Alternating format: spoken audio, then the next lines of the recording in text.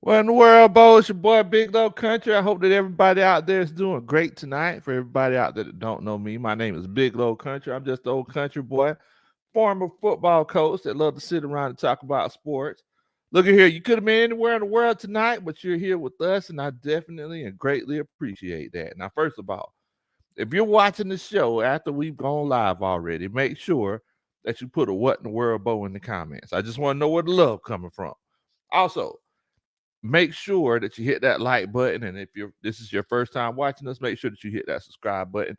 You do either one of them, I promise you I'll dance at your wedding one day. As a matter of fact, me and Coach Roney just got invited to a wedding last weekend. We got to get ready for the fall. So look at here, man. We're gonna keep our promise to you. But first of all, I got to show love to everybody out here to showing love to me. Coach John Brooks in here early as usual, always on time, always punctual. He says, "What up, Big Low? What in the world, Bo?" Says, "I'll give the Falcons a B plus because the only good player we drafted was Bijan Robinson. We passed on Gibbs and Hyatt and Jalen Carter and Will Anderson. Man, boy, that's the thing about Coach John Brooks. Boy, he don't play. He don't play. Shouts out to Coach John Brooks. Rockman, what in the world, Bo? What's going on with you, man? Sherman Woods in here. What's going on, fam? Hope you're doing good tonight. Sterling Woods is in here. He says, what in the world, Bo? He says, man, I'm going to give them a B. Bijan better get 1,000 yards rushing, at least 500 passing yards this upcoming. Man, high expectations. High expectations. Pax Payne, what in the world, Bo? Hope you're doing good, man. Will Amy in here. The what in the world, Bo? Ready for training camp to begin the regular season? Yes. Yes. 1,000 times. Yes. You know, we're going to be up in there. Training camp, live in full effect, doing it big. You know how we do, man. Definitely. Matt Town Dirty. He says, what in the world, Bo? What's going on with your fam? Hope you're doing good, man. Hope you safe out there on that road, most of all. Brian People says, what in the world? What's going on, man? Padre in here says, what's going on, coach of staff? Boomer the Falcon in here. What in the world, Bo Lowski? See, first of all, they started early. Oh, man. You see the name, don't you? Big Low Country. In parentheses, Chunky Cisco. That's it. That's it. You know, you see me, I'm rocking the new drip. You know, I don't know if y'all see it or not. Look, I would tell y'all what this is about, the new drip. I would tell you, but I think the short video that I have on my channel would explain it a little bit better. So make sure before you go to bed tonight, this is your homework assignment. Make sure that you check out the short video that we put up. So we're here, guys. So, you know, look, for the last, well, I would say since December, whenever we knew we weren't going to be making it to the playoffs, we were looking forward to last Thursday night, the 8th pick overall. You know, we wanted to see what we were going to do, what direction this team was going to go in, and we seen what we did. And man, we can feel the reverberations all throughout the city, all throughout the state of Georgia, all throughout the country, because there's Atlanta Falcons fans all over the place. And you know, we got some positive, feedback, and we got some negative feedback, and we know that either way, that it is what it is, right? Either way, we know that it is what it is. So moving forward, eager to see how this new draft class is going to do, and we're actually going to sit down, have a coaches meeting tonight. I know it's been a while since we had a coaches meeting because, I mean, you know, besides free agency, what has there really been to kind of sit and talk about and round table and talk about, right? So tonight we're going to do a coaches meeting. We're giving a grade. We're giving our draft grades tonight. We're gonna go up and down the draft board and see who we took, and we're going to grade every pick, and we're going to give our overall draft grade. The way the coaching staff does it, right? So no border sports is in here. What's up, everybody? Jerry G is a Big Low. What in the world, Jerry? Hope you're doing good, Bo. How do these Saints fare? That's the question. That's the question. Do want to let you know we're actually working on an NFC South roundtable. You know, shouts out to my homeboys Rashard and Dave. They're actually doing a show with Steve Smith. So shouts out to them for that. I'm sure they probably showed up to the interview naked. But Big Q and Big Game James, you know, we're all going to try to link up along with the Panthers Nation podcast boys, and we're going to do it big. We're going to have a good time. Got our first Superman chat of the night. Padre says, hey, coach, are you wearing your mini camp gear. I see you putting the league on notice. Hey, Bo, look, you see what it is, don't you? You know, I would explain it to you, but like I said, the short video, you got to check out the short video. Make sure that you also share it on your Facebook, Instagram, and Twitter pages, so I can get some support because I was upset, but I can't tell you what I was upset about. The Padre, that's that. Dun, dun, dun. That's a Superman chat. I appreciate you, Bo. Thank you so much. Well, Amy, he said, man, the Saints, they about to be third in the division. Yeah. I mean, if that. Let me stop. Tony Wright, what in the world, Bo? What's going on with you, Bam? Definitely, man, definitely. So, let's go ahead and jump on in here. Tina Thomas is in here. She said, hey, what's up, coach? Shouts out to Coach Tina. Though she told me whenever I pulled my amazing feat last week with the Anthony Richardson cartwheel and flip, she said I was out of breath. I don't think that's what it was. I think it was more of a situation where, I was just determined and, athletes breathe, right? So I mean that's that's what it was. Exactly, Tina. See, shouts out to Coach Tina, man. Padre says Big Low Southern Silk 30 for 30. An uncensored episode is going to be unprecedented. Oh my goodness. So let's go ahead and get to it. Talk about what we got going on. So the NFL draft, 2023 NFL draft. I would venture to say there were some surprises. A lot of people thought there were going to be some big picks going on, but there weren't any. I'm sorry, some big trades going on with players going to other teams like the DeAndre Hopkinses and Austin Ecklers and people like that. But there really weren't too many big player trades going on. But there were a whole lot of big moves that happened. Anthony Richardson going to the Indianapolis Colts. The Texans getting the second and third pick. And, possibly some people say that they could have gotten the best offensive and defensive player in this draft. And, this draft is going to turn everything around. Daniel Berry Sports Highlights in here. What's going on, Daniel Berry? Much love to you, Bo. So the thing is that we got... Whenever you look at the NFL draft, you look at what your team did compared to everybody else, specifically in your division, right? So we look at, for example, the Bucks. They got Cody Mauch. They got Kalijah Kancey. They made some moves. They made some legit moves. I mean, they have to, right? They have to. Chris Rogers in here from Waterbury, Connecticut. Much love to you, Bo. They have to.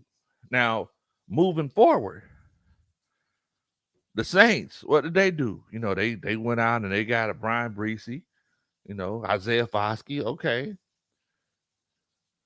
Carolina Panthers, they got, Bryce Young. Okay.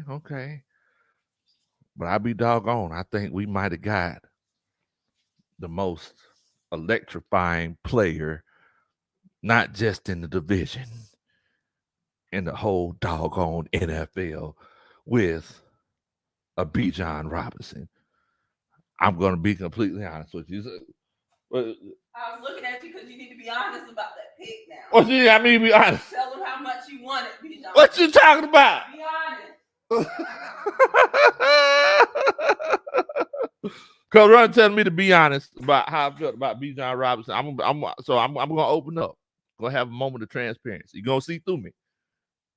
I really wanted Bijan Robinson, y'all. I was just going to be completely honest with you. I didn't really keep doubling down on it because y'all know every time I really, really talk about how much I really want a player, the Falcons don't even look at them. And then I'm just left here, in the words of Jasmine Sullivan, don't forget to come and pick up your feelings. That's where I'm at. I just sit here trying to pick my feelings up. So we went out there, and a lot of people were like, "Man, Tyler Algier, he got 1,000 yards last year." But we went out there and got doggone Bijan Robinson, Bo. And you seen the video. I was legit surprised. If you look at the history of the Atlanta Falcons, when have we had a running back like that? I mean, and y'all let me know, like, coming into being drafted into the NFL, when have we got a running back like that? I mean, yes, I know that we had a Warwick Dunn, closer to the back half of his career, and Warwick Dunn was a great, phenomenal player. But when have you had a guy who averaged over 4 yards a carry after breaking his first tackle? When have you had a home run threat? When have you had a guy that's lined up in the backfield who some people said, hey, he could be the best wide receiver on that Texas Longhorn team? When have we had that? Yes, Riggs was great, right? Lante Freeman, electrifying. I mean, Jamal Anderson, iconic. When have you had a guy that brings a LaDainian Tomlinson, Marshall Faulk skill set that could legit do everything? I just don't. I legit just don't know. I'm sitting here utterly confused and flabbergasted trying to figure it out, Bo. Sterling Woodson, let's be honest, Lo. I'm being honest. Chris Rogers says, am I the only one to make my Bijan jersey purchase today? I don't know. Like I said, once you see that short, it might be one of those situations where you might be like, oh man, maybe I shouldn't have done that. Matt Time Dirty. Dun, da, da. That's a Superman chat. Much love to you, bro. Matt Time, that's your first one? We got to make it special for you, bro. We got to make it special for you. Happy Superman chat to you. Happy Superman chat to you. Happy Superman chat. Oh, double die. Happy Superman chat.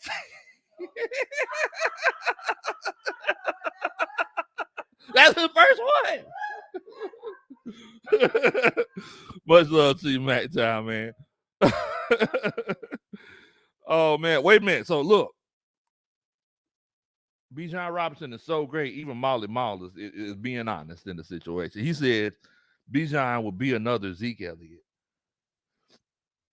and whether you want to admit it or not, Zeke Elliott for the last 5-6 years has been tearing up the league. Right? He's been, for a couple of years, he was the best running back in the league.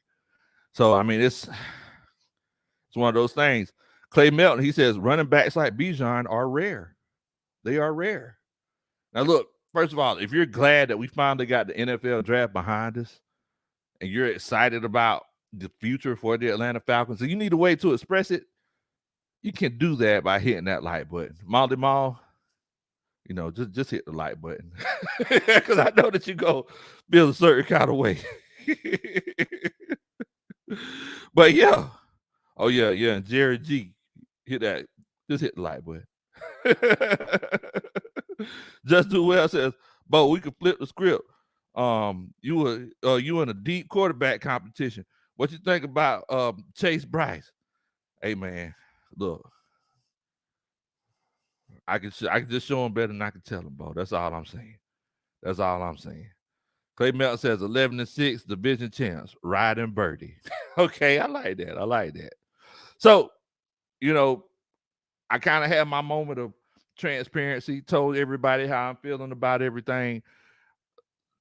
The Bijan Robinson pick, I absolutely love it. While we're talking about this pick, I want to ask y'all what your grade is about it. What grade would you give Bijan Robinson? A, B, C, D, or an F? What grade would you give it? Because I know some people, they still kind of sore about the whole Jalen Carter situation. And I completely understand it. Jalen Carter, he's a homegrown kid. UGA won 2 championships with us. I definitely and completely understand that. Keith is in here bragging because they got 2 dogs out there in Pittsburgh. Okay, Keith. You keep stealing our players, Keith. We know. congratulations on getting them dogs, man. I hope that they have a lot of success for your black and gold, definitely. But yeah, question is, what grade would y'all give Bijan Robinson? Now, I know that there's been a lot of people saying, "Hey, let's not downplay the greatness of a Mr. Tyler Algier." I don't think that's the case at all. Some people are asking, "Hey, well, what are we going to do with Cordero Patterson?" And I got a stat for everybody that I want to share with the group. And basically, y'all remember that. I want y'all to remember that Cordero Patterson, y'all know he was a wide receiver before he started running the ball these last couple of years, right? Like, we got to remember that. I know it's become the norm that, you kind of get stuck in the rut, used to seeing Cordero Patterson run the ball. But one thing that I want to let everybody know is that over the course of Cordero Patterson's career, the most receiving yards that he's ever had out of any team was with the Atlanta Falcons in 2021. That's crazy, right? So if we sit up here and look at it, the most receiving yards that Cordero Patterson ever had in his career was with the Atlanta Falcons in 2021. 548 receiving yards. That's the most he's ever had. The second most that he's had was his rookie season with the Minnesota Vikings. And, they had him on all the fantasy football commercials, or it's just that easy. I don't know if y'all remember that. But, he had 469 receiving yards that year. But the most that he's ever had, the most receptions and receiving yards he's had was with the Atlanta Falcons. So what that tells me is that, and they say Cordero Patterson has been working out as a wide receiver this offseason. That tells me that this scheme fits Cordero Patterson. He knows it. He knows how to get open in it. And there's a great possibility that he's not going to be toting the rock half as much as he has been in the past. So looking at these grades, Molly Mall, he says D+. Just Do Well, he gives it an A++. Jermaine Jonathan gives it an A+. Coach Keith, he gives it a B. Will Cotton gives it a A. Boomer the Falcon gives it a B-. Ben Quavius, Stat Quavius' brother, gives it an A. Brian Peoples, Will Amy, they all give it an A. Skylar Thomas gives it a B. Coach Jerry, he gives it an F. He got that hate in his heart. Dibben, he just says A on the whole draft. Hey, A on the whole doggone thing. Shouts out Lowski. See you in here, Bo. Matt Town Dirty gives it an A. Okay. I'm going to give my grade. I'm going to give it an A, guys. I feel like, to really take the next step, sometimes you just have to get those generational players. Blitz and Stitch, what's going on? I see you in here, Coach Joy. Hello, I see. Sean Wiley says A+. Anthony gives it an A-. Yeah, I'm giving it an A. There's nothing that I see that's really making me go the other way on Bijan Robinson. Not only is the young man a weapon, he's not just a football player, or he's not just a running back, but you see in my reaction video, doggone, he's running like there's nobody else on the field. He's catching 40-yard passes. He's running wide receiver routes. He's blocking like an offensive lineman, right? I be doggone, he fixed the soda machine, in the concession stand. Make sure that everything goes on so the game could go on the way that it needs. Like, he does everything, bro. He does everything. He probably drove the team there on the bus as well. Like, what does the kid not do? So, I mean, I legit love me some Bijan Robinson.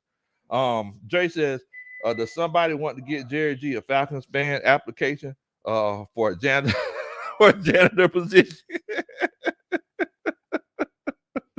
Jerry never covered over. 330 says, why is really getting beat down as unproven, but lots of people are butt naked over Bijan Robinson, and he hasn't played it down, bro. I don't know, man. Yeah, I think quarterback is completely different kind of situation. You know, a lot of times people get caught up in the heralded quarterbacks. You know, moving forward, I think Desmond Ridder kind of understands, you know, and shouts out to Falcons Falcon for sending me a video where he did an interview with Michael Smith. I think Desmond Ridder understands that, yeah, I just gotta prove people myself. And he says to himself that he's not really worried about what everybody thinks, you know. So it's one of those situations where it kind of is what it is. Edward Mitchell says he gives it an A. Damon Deuce says he gives it a B minus. Brandon in here, he said he gives it an A. So I see a lot of people kind of agree with me. I think I'm going to give it an A. Yeah, I just don't see any drawbacks from adding another weapon to this offense. You know, I know everybody's saying, hey, we should have added more defense. The reason why we could have won a lot of those games, but we didn't, was because of the offensive side of the ball, if we're being completely honest. It was the offensive side of the ball. Marcus Mariota, I mean, let's be honest, he held us back. You know, he held us back. Shout out to you, Cartier. You ain't late, Bo. You right on time. But I'm going to tell you something. It's, you know, moving forward, the defense is better and the offense is better. So, I mean, we really don't have too much to complain about if we keep it above, right? So, you know, a lot of people are talking about, hey, we're discrediting Tyler Algier. I mean, let's be honest. Let's be honest. Tyler Algier had a great rookie season. Nobody's taking anything away from Tyler Algier. If you could pick which running back you would rather have a Desmond Ridder. I mean, I'm sorry, Bijan Robinson. If you were picking and you said, hey, Tyler Algier or Bijan Robinson, you would rather have a Bijan Robinson. And having both of those guys going running back by committee, it's not going to do nothing but lengthen both of their careers. You don't want your guys getting whooped up on. You know, you don't want it. Shouts out to you, Raymond Collins. ATLGA Fate was in here. I see you here, Bo. Hope you're doing good, family. Hope you're doing good. So I seen them. I seen a few different grades, but it seems like it was mainly positive for Bijan Robinson. Like I said, once again, any draft pick we make, there's always drama that comes with it. But you know, that's I guess folks in Atlanta just love to argue. I don't know. Some families love to argue. We're just that family that love to argue as well. So look, it is what it is in that regard. Now, moving forward, Matthew Bergeron. That was the second pick. The Atlanta Falcons actually traded up to get this young man. He's coming out of Montreal, Canada, if I'm not mistaken. So Matthew Bergeron. I want to know, while we're talking about it, everybody give me your grades on Matthew Bergeron, A, B, C, D, or F. You know, offensive tackle coming out of Syracuse. From what I'm hearing, it sounds like they're going to be kicking him into guard. He played guard at the Senior Bowl. He was pretty successful. So y'all let me know, what grade would y'all give it? What grade would y'all give it? Clay Melton in here, he says Falcons have Algier Patterson. Patterson is older. Huntley is out. They need another good back. Bijan Robinson is excellent in pass protection. He is very, very good in pass protection, which is definitely something you need. You know, if you get, you know, in those behind the stick situations and third and long, you know, you want somebody that could kind of step up and sink their hips and shoot those arms and make sure that quarterback can make those passes confidently, right? You know, we got this young quarterback. You know, let's go ahead and, you know, do what we need to do with them. So everybody's giving us their grades on Bergeron now. We actually did day 2 live, and we did it with Uncle Steve. Shouts out to Uncle Steve, man. But I don't know who the kid is. On my offensive line. I'm like, what? It don't matter where he come from, Bo. He a ball player. So one thing that I seen about him that I noticed that they, you know, I think they said he's like 320, 330. He's a big boy. So if he's going to be running that zone run blocking scheme and trying to get to that next level, like those offensive guards do, he might have to cut a little bit of weight. 330, 320. That's a lot of weight to be trying to get to the next level and chase down those linebackers. So but I think the biggest reason why they brought him on was because, once again, his pass protection. So y'all see like a recurring theme here, guys. They're really trying to do what they can do to make Desmond Ridder comfortable, because moving forward, if it's one of those cases where, if he fails, and God forbid, we definitely don't want that to happen, it won't be because they didn't put him in a good situation. Tyler Russell, he says he'll give him a B. Will Cotton says he'll give him a B. Just Do Well says A-. Okay. Coach Keith says Bergeron, he played against Pitt every year. Very good player. Gives him a B. Okay. Yeah, his tape looks good. He he moves his feet well. I really, really like that. Tony Wright, he says the Jets traded Elijah Moore to, wow. They traded Elijah Moore to Cleveland? Man, I thought they would have tried to make sure they keep as many weapons around old Aaron Rodgers as they could, but to each his own. Edward Mitchell says B-. Kind of feel like we could have gotten him in the third. Okay. ATL GFA said after further review, B for Bergeron. I think we could have stayed put and got him. And I see a lot of people saying that. They think that. But I don't know if you noticed, there was a run on guards, around that time. I think there was a guard taken right before him. Moving forward, they could have, I think they were just worried that they weren't going to get the guy that they wanted. James Ridley, he says, Jahmyr Gibbs is just as electrifying as Bijan. We would have had liked Jahmyr Gibbs personally, but not mad at having Bijan. I think either way that you go, you good to go, Bo. Both of those boys are going to they're going to have some really, really good NFL careers. I hate to see that Jahmyr Gibbs went to Detroit, because Detroit is putting together a little squad over there. And if I'm not mistaken, we playing Detroit this year, Coach Ron? Yeah. So it's in Detroit too. Okay. Kenneth Lewis says he gives him a B.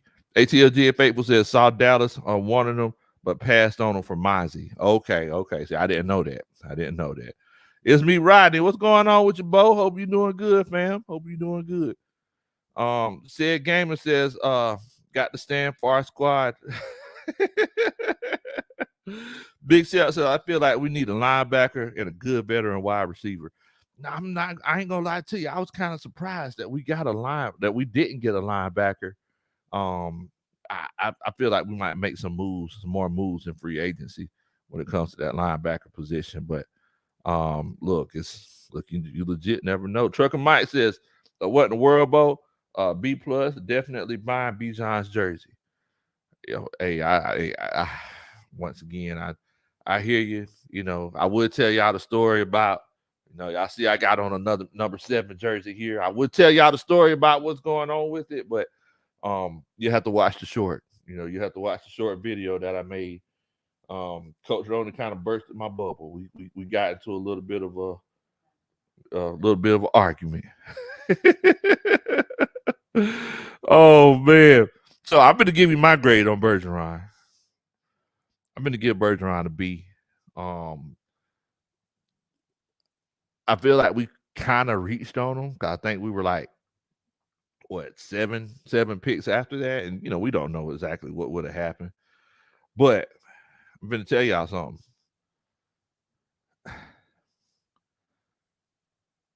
The guy can block. The guy can pass block. That's the issue that we've had on the left side of this offensive line, especially last year. So it was one of those situations where, I'm not even knocking it. I mean, the guy can block.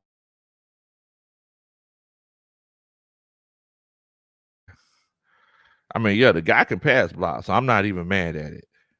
So it's sometimes, it's kind of like what I tell my homeboys all the time when it comes to getting the right person in your life, right? Whenever you need that right person in your life, you just go and get them, Bo. It's kind of like whenever I met Coach Ronnie, I told her, I said, hey, my name is Lowe. Few months, you're gonna tell me that you love me. That's what I told her. I said, a few months, you're gonna tell me that you love me. She's like, don't call me no more. I said, I'm gonna call you tomorrow, baby. This is what it is. You stuck with me. She's like, I ain't trying to be in a relationship right now. I said, well, I am. So you just don't see what I see. So here we are, 16, 17 years later. Oh man, shouts out to you, Chase. I see you in here, Bo. Much love to you. Tyler says, yes, our pass blocking was not ideal. And that's the point that I'm getting to. So if there was a guy who specialized in pass blocking, now granted, I do want to let you know something. There was a stat I seen that kind of rubbed me the wrong way. They said that he had about I think they said that he allowed 4 or 5 sacks last season, but they said only one was his fault. And I'm like, okay, I hear what you're saying, but 5 sacks in college, second round pick, I don't know if I could do that. But look, at the end of the day, Arthur Smith, he was a former offensive lineman. He's an offensive line coach. He sees something that we don't see. And we just gotta ride it out, man. WCG in here. He says, I was getting Marcus Allen vibes for watching Bijan, but Marcus was a bigger running back. Marcus Allen was bigger than 220? I didn't know he was that big. Goodness gracious. Man, I did not know. I did not know Marcus Allen was bigger than 220. For some reason, just the way that he moved, I thought he was like around 200, 210. But look, I mean, it's one of those things, man. It's one of those things. Rydell's in here. He says, yo, what up, Lo? Dirty Birds. Hey, you already know what time it is, Bo. You already know what time it is. We just talking about these picks, giving the grades, what everybody thinking about, what everybody thinking about the draft, and just kind of taking it from there. So I mean, it looks like I'm gonna be completely honest with you. Whenever I told everybody to give the grades on Matthew Bergeron, I thought for sure there were gonna be some C's and D's and F's in there because I know nobody was expecting a Matthew Bergeron, and that's a Terry Fontenot draft because he always gonna hit you with something that you just don't see it coming. Molly Moss says Big Low got good training from Pimpin' Ken. Wow. What you know about Pimpin' Ken, Molly Moss? Oh man, the Gunk Goblin says Coach Riz. What Coach got? What they talking about, Coach Ronnie? They said Coach Riz. Riz is something that the kids say, like swag. I got swag. I got the Riz. Yeah. Oh, okay, I got the Riz. How about that, Coach Ronnie? You see that? Coach got the Riz.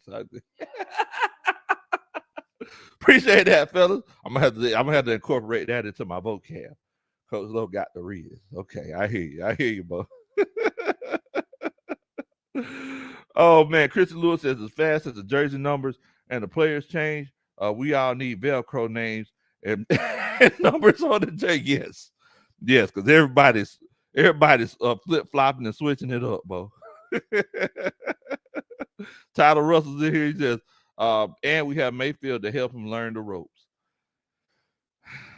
Yeah, I mean, look, I know a lot of people not Jalen Mayfield, but I feel like he could be a solid contributor to this team. Jalen Mayfield, who's better to tell you what to look out for than a guy who came in and struggled? Like that's the best person to tell you. Like, hey, whenever I came in, I didn't do this. This is what I struggle with. I mean, so I know Tyler's laughing, but I mean, you might have some validity there. One time for the fan in here, shouts out to you, Bo. I see you in here, man. He says grade is most definitely an A-. Okay. I hear you. John Matthews says, I like our picks, B+. Okay. Ain't nothing wrong with that. So, since we're going down the line, we went offense. Hey, Coach Ryan, can you give me those headphones out of there too? Since we went offense, Um, the first two picks with Bijan Robinson, my secret crush. You know, yeah, I watched the kid run and he had a lot of riz. He was just Oh, now you're using what it. Okay. what.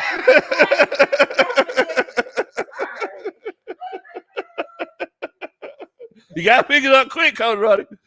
And then we messed around and got Matthew Bergeron, and once again, he's going to help protect Desmond Ritter. So everybody's jumping up and down. People are ripping their outer garments, saying, "Hey guys, why haven't we gotten defense yet? Why haven't we gotten the defensive player?" So what does Terry Fontenot do? Terry Fontenot goes down there to Ohio State, looks at the draft board. He says, "Okay, you want a defensive player? I got a defensive player for you." Hold on 1 second. I'm sorry, guys. He says, "You want a defensive player? I got a defensive player for you. Give me Mr. Zach Phillips." I'm sorry, not Zach Phillips. Zach Harrison. Give me Mr. Zach Harrison out of Ohio State. Young man is what? Like 270, 275, 6'6". Long behind arms. I'm looking at it right here. Has a wingspan of 85.5 inches. What in the world, Bo? That boy wingspan is that's longer than 7 feet. That's ridiculous. So they went out there and got us Zach Harrison. A lot of people got kind of upset about that one. So while we're at it, while we're talking about the grades, what do y'all feel about Zach Phillips? Zach, why I couldn't call? Oh, I know why. He was one of my players. Shout out to Zach Phillips. So moving forward, what do y'all feel about Zach Harrison? What grade would y'all give this whole Zach Harrison pick? Uh, yeah, that's a new slang, bro. New slang. I'm over here risen, boy. Part Spade says, "Just Riz, coach, not the Riz." Okay, my bad. Just Riz. Okay. I appreciate you. Hey, y'all gotta keep me up on it, bro. Oh man. So what do y'all think about Zach Harrison? What do y'all think about this kid? Like I said, he's a big kid. Some people said that he's going to come in, and whenever Calais Campbell rides off into the sunset, some people are saying, hey, it might be one of those situations where he's going to be plug and play, right? Plug and play guy. I mean, I watched this tape. I don't know if y'all had a chance to watch it. The kid is disruptive. It seemed like almost every sack he made, he forced a fumble. He knows how to place his hands and swipe down to get those strip sacks, and I'm loving that. I'm a big fan of flipping the field. Matt Town Dirty says number 7, Big Low. I can see your sponsors now. Michael Vick's rule.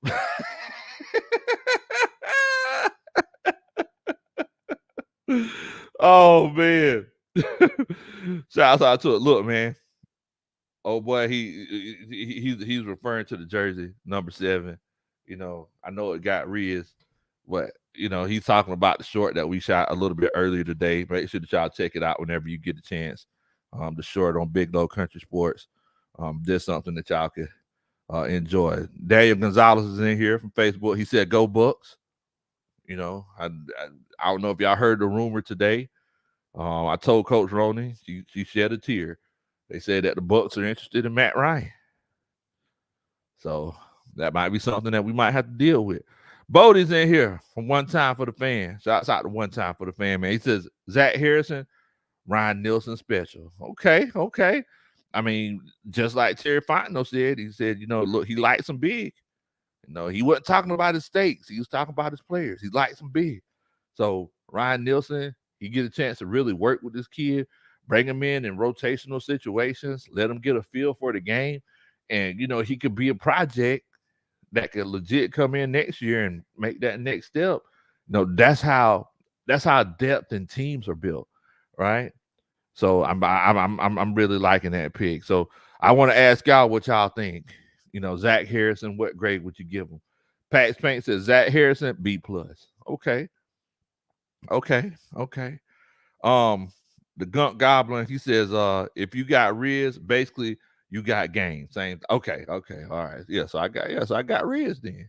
I got Riz. Rizzy over here. That's it. What? He's so old. Keep going. Oh man, keeping it real. Who that sports podcast? He says, "What up, Big Low? Great show." Well, I appreciate that, fam. Thank you so much, family. Thank you so much. Coach Tyler, he says he gives it a B. Moppy says, "Freaking fries every day, like Big Country." I gotta say, today was a food day. Okay, I hear you both.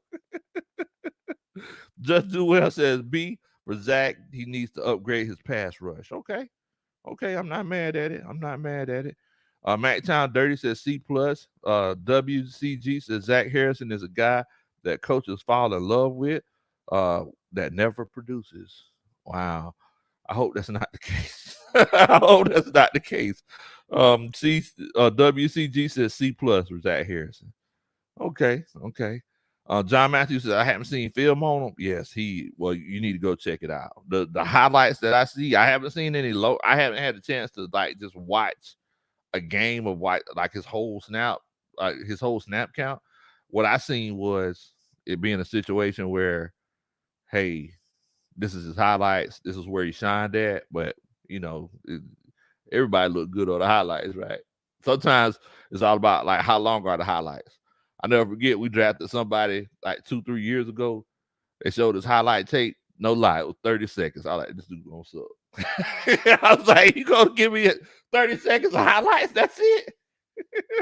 Needless to say, he's not on the team anymore. Tyler Russell says, what number is cool now? I don't know. I don't know. I talked to him. He said he doesn't want 7 no more. So I don't know. Bodie says they have to view Harrison as a future starter, taking him in the 3rd round. Former 5-star recruit, gets a B for me. Project, but he'll get there.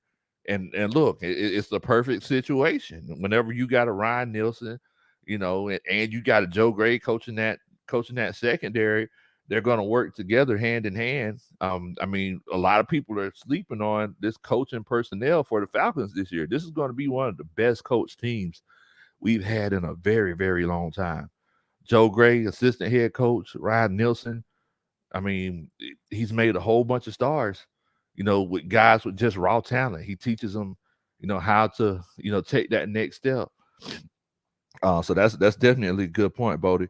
Tony Wright says, I hope not. Matt Ryan needs to retire. I don't know. I think Matt looking like he got another year. They just had a baby.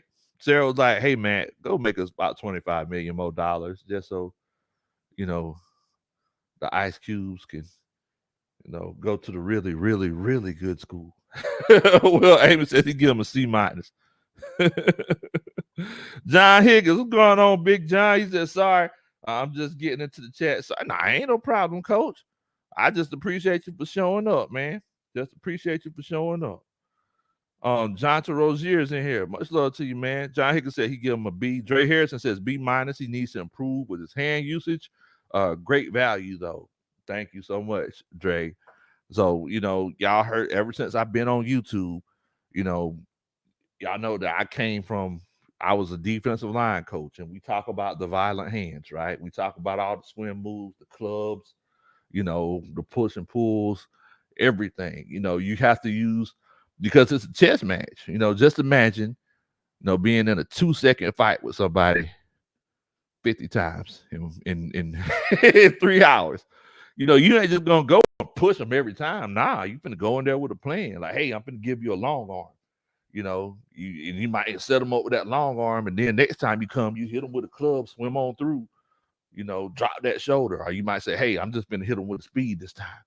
I mean, so and that's the thing, Dre. You got to make sure that you use your hands in a good way, because sometimes whenever we're 270, 275, 6'6", with a 7+ foot wingspan, sometimes we just get caught up in our physical abilities, right? Thing is that coming to the NFL, the guys on the other side have similar physical abilities. So I agree with everybody in the chat. I'm going to give it a C+. It's one of those things, kind of like Master P them used to say back in the day, only time will tell. Only time will tell. We just going to have to see. But Raymond says B minus. I ain't mad at it. I ain't mad at it. Keith, Coach Ronnie, Keith says, for the white guy in the chat, what is Riz? Zach Harrison played against Penn State every year. I watched him. Very solid edge. B minus. Okay, okay. And I mean, and that's the thing. Like the division he played in college football, it was definitely a situation where he it was definitely a situation where he had to play against some of the best offensive linemen. You know, that Big 10 / Big 12 deal. They have the best offensive linemen in the nation. So you definitely gotta uh give them credit on that. Body Bagum says, man, that draft was a choke job. Body Bagum was just so positive. He was such a ray of sunshine. Oh man. Cartier says, Big Low, Big Riz until 5-0 this year. Okay, okay. I see it, man. I see it. Well, Amy says, I mean, Matt Ryan is done on the wall for me. Hey, I mean, I could definitely see Matt Ryan being done. Shouts out to False Start Falcon. I actually shouted you out earlier, Coach, for that video that you sent us on Twitter. I appreciate that. He says we should bring back Raheem Morris for the defensive assistant. Raheem Morris was legit. He was legit. Y'all remember that quick turnaround that we had with that patchy defense back in 2020? He's a great coach. Josh Quick is in here. Y'all make sure y'all welcome Josh to the chat. He says the offense is going to be interesting. Falcons are going to use Bijan like the Niners are using McCaffrey. Yes, 1,000 times yes. The only thing is we just can't go to the well too many times. That's what happened with Christian McCaffrey. Every team that has him, they go to the well too many times. You know, yes, is he explosive? Yes, he is. You have other explosive players. You still have Tyler Algier. He's explosive. He's a different kind of explosive, right? You still have a Cordero Patterson. You have Kyle Pitts, Drake London, Scotty Miller, right? Jonnu Smith. So I mean, you just don't go to the well too many times. John Higgins says, man, Big Low, go back when we were playing. I'm 59 years old, and we take that fish up, put that hand pad over it, and go back to work for 60 minutes. Come on. What in the world? I hear you, Mr. John. The real says he gives that pick a B. Dixon Way says, what in the world, Bo? Everybody smash that like button for this good country content. Appreciate that. He says C+ for the draft, B+ for the off season for the moves, total B grade for the off season draft for the free agent. Okay, I ain't even mad at that, Bo. I ain't even mad at that. And after we get a chance to go over all the picks, if any, I'm gonna put the link in the chat. I also got to send that link to the homies to see like if there's any situation where y'all want to come on and chop it up for a little bit. I'm feeling a little froggy tonight. I feel like chopping it up and talking. Molly Mall says, for the white guy in the chat, Riz is the powder that is found in the projects in a bag.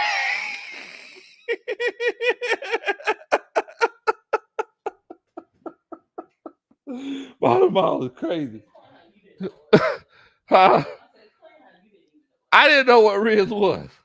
I was saying it wrong. I was saying the Riz, like the Miz. I didn't know. All I know is that I got it. That's all I know. I got Riz. Granddaughter says, when Big Low jump, he gets 100 likes. He drops the boom. Do your dance, Big Low. Do your dance. I appreciate that, Granddaughter. I appreciate that. So, next pick, Mr. Hold on 1 second. I want to make sure I'm going in order. Next pick, Mr. Clark Atlanta Phillips III. I like saying Clark Atlanta. Every time I see Clark Phillips, I think Clark Atlanta, Coach Roney. Is that weird? Okay, all right. Mr. Clark Phillips. What grade would y'all give the Clark Phillips pick in the 4th round? What grade would you give it? So I know the whole knock on him is that he's 5'9". Brent Grimes was also short, right? But what grade would you give a Mr. Clark Phillips? That's the question. I'm gonna tell you something, low key, before anybody puts a grade in, because I don't want y'all to think I'm cheating off your paper.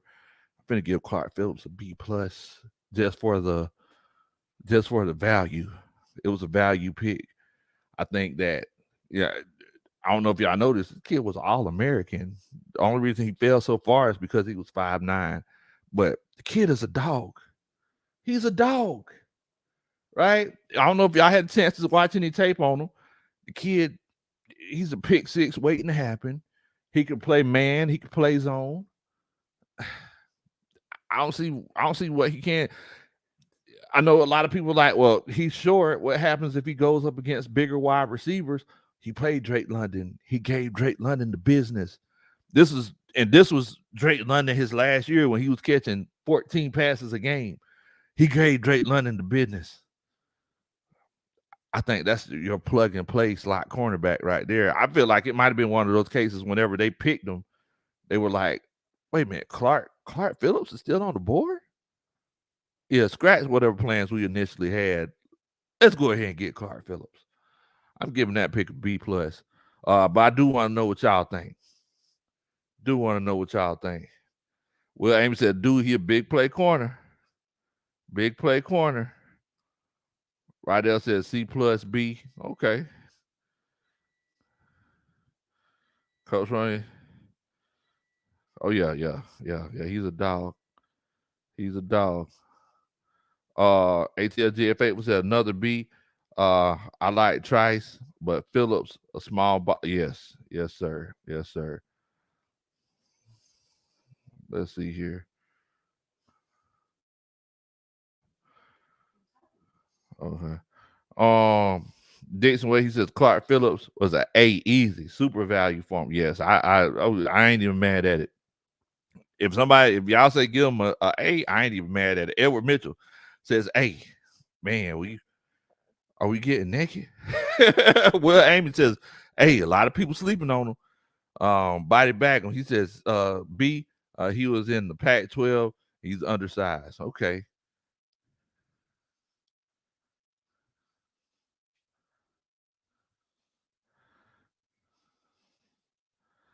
Yeah. He had Drake stress. Drake was body bag said, Drake. Oh, it says Brent Grimes is back. Town Dirty says Brent Grimes is back. Christopher Duman says, how does the defensive player of the year fall to the fourth round? Man, look, man, a lot of times these coaches get caught up in the measurables of these players. So, I mean, it's just one of those things. WCG says, Clark Phillips, there are small corners like him in the past, but not too many. Could be a Darryl Green kind of guy.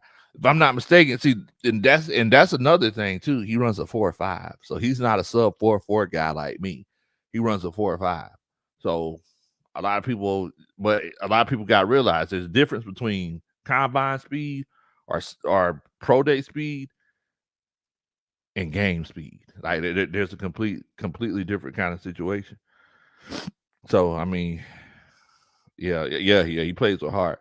John Higgins says he gives him a B. What's going on, Cameron Gillis? He says, Saints own y'all. Sit, man, you crazy, bro. All you gotta do is look at the overall record. Y'all don't own us in the overall record. John Higgins said, man, Big Low just might be too short. That. Man, ain't nobody worried about that, coach. How many times it happens every year? There's a guy that comes out in the draft, i.e. Grady Jarrett. They're saying, oh, he's too short. And what happens? He comes out, he wows, he gets multiple contracts. He gets the contract extensions. And so it's one of those things where I'm not even knocking it, coach. I'm not even knocking it. That's it, man. Game speed. There's a big difference between combine speed and game speed. Cartier says, coach, sub 4.4. That's it. Brian People said, look, what coach, why everybody? What in the world? Everybody. Why everybody knocking my 40? I got hurt in the video. Coach Roddy. Look, y'all need to get that hate out your heart. I don't know what in the world. That's right, Rydell. See, Rydell, he said he can't beat me. Rydell said it. He can't beat me. Cartier says, Coach faster than the rain. Oh, they call me. They used to call me Big Light in the country, Coach Roddy. You ain't know.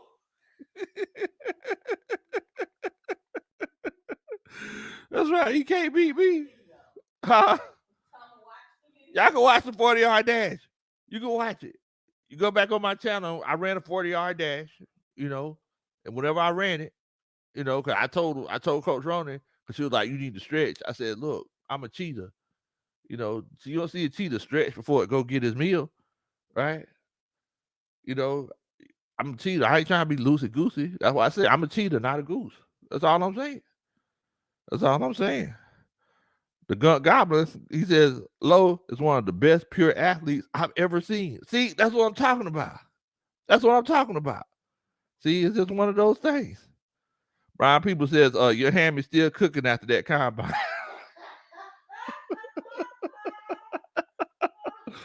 Oh, man. Wait a minute. Uncle Steve's in here. Uncle Steve said, do we check to see if that 40 time of yours was wind aided? That guts have been pretty strong. What in the world?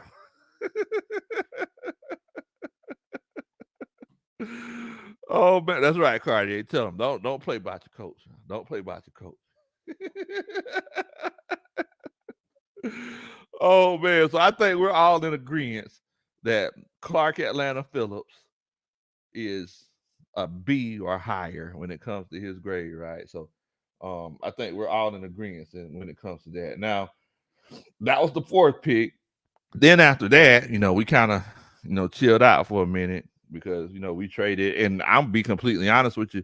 I feel like we could add Jeff Okudah and Jonnu Smith into this draft since we traded 2 draft picks for them. And, but, we're not even going to go down that road. So the next pick was number 7 in the 7th round, DeMarco Hellams. And, this is where the whole viral moment from the Falconator came for the 28-3 deal. Shouts out to my homeboy, the Falconator. What grade would y'all give to Marco Hellams? I know Grandizer, he hit me up. And he said that it was a steal, so he's a safety out of Alabama. Box safety, he'll come up and hit you. He'll come up and knock you in between the washing machine and the dryer. What grade would y'all give Mr. Hellams? I just want to know what y'all thinking. Yeah, that's true. I think we took him in 2020, Coach. Oh. So you saying the Saints got Brian Poole 2020? Okay. I hear you. Body Bagum says, speaking of it, why did the Falcons pass on you, Coach? See, come on. They put draft grade L. What in the world? Get that hate out your heart, Bo. Your draft. Yeah. What in the world? ATLGA Faithful says he gives him an A. Okay. I ain't mad at that. Sean Wiley says A+. Body Bagum says we traded up for Bergeron and lost another 4th. Yeah, that was tough. Grandizer said it right here. He says 224, DeMarco Hellams, strong safety, A steal, A+. Man, everybody getting naked for Hellams. Rydell Lamar says A. Sean Wiley says A+. What's up, Sean? I meant to holler at you whenever you came in here a little bit earlier. What's going on with you, man? Trucker Mike says Low should race Rich Eisen in the next year's 40 at the con. Man, Rich Eisen don't want these. He don't want this. Dix Way said, I love that dude, the Falconator. Straight told the 28-3 troll off on national TV. Respect, man. Falconator, boy. That's my boy. He's part of the Rise Up tour. So make sure, if you're planning on going to any away games, you join the Rise Up tour. You can chill out with Big Gold, the Falconator, Pastor Troy, everybody else. Make sure you go join us on Facebook. Brian People says B for the broomstick for Alabama. Kenneth Lewis says C plus. MacTown Dirty says C. John Higgins says B. Okay, okay. I'm gonna go ahead and tell y'all. I'm gonna give this one a B. And the reason why I'm giving it a B is because I feel like it fits perfectly. Um, you're going to be running a whole lot of cover threes when it comes to this defense. Jesse Bates, he's going to be up top, roaming the middle of the field on top of the house, and then moving forward. I mean, we don't know what Richie Grant, if he's going to be in that big nickel playing that slot corner. I mean, Clark Phillips is looking like a legit slot corner, but I'm going to give this a B because it's a plug and play kind of situation. You don't know what Jalen Hawkins is going to be, if he's still going to be with this team after training camp. I got to give it a good B. I'm not even mad at it. Yeah, so I'm going to give it a good B. I like everybody's grades. So Dixon Wade says B plus for the Alabama safety. Antoine Wartime's in here. He says he gives it a B. Okay, okay. It says a steal. I ain't mad at you on that. Last pick, Javon Gwynn, the guard out of South Carolina. What grade are we giving Javon Gwynn in this situation? I know he was the last pick number 225. So what grade are we giving him? Look, it's a situation where you got some more offensive line help. So I'm not even mad at that. But what grade are we giving Mr. Javon Gwynn in this situation? I know that moving forward, I feel like we're really trying to solidify this offensive line, and that's a beautiful thing. It's not a situation where it's just something that we just worry about a little bit later on. The whole right side of the offensive line is good. The left side for right now is good, but uh, what grade would y'all give it? Body Bagum says, wish we could have got Aubrey Miller from JSU. Shouts out to Coach Prime, because he actually mentioned, he was like, hey, man, it's an embarrassment that there was only one HBCU player drafted in this draft. Y'all should, we got to make sure that we scout those guys a little bit better. But yeah, what would y'all give them?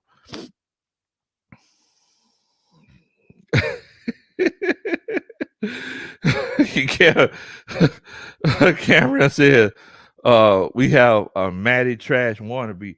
Look, the thing is, Matt Ryan, he ain't never run 4.5. He ain't never run a 4.5. I don't even know if Matt Ryan runs sub 5. To be completely honest with you, he whenever he runs, it looks like lights falling off of him. That boy runs so slow.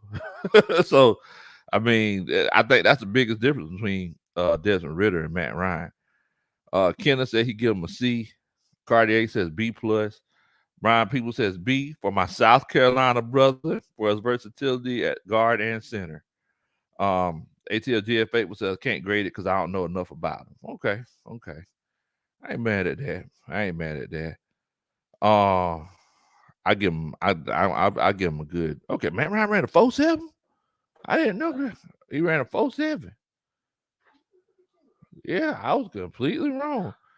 I thought for sure he was like closer to a 5, but look, it's one of those things.